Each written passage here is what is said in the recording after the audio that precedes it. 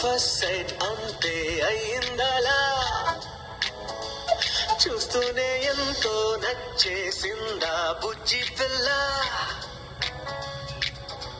జల్లులాయ జ్ఞాపకాల చినుకులు తలుచుకుంటూ తడిసిపోన చిన్ననాటి గుర్తులు లవ్ అట్ ఫస్ట్ సైట్ అంతే అయిందలా చూస్తూనే ఎంతో నచ్చేసిందా బుజ్జి పిల్ల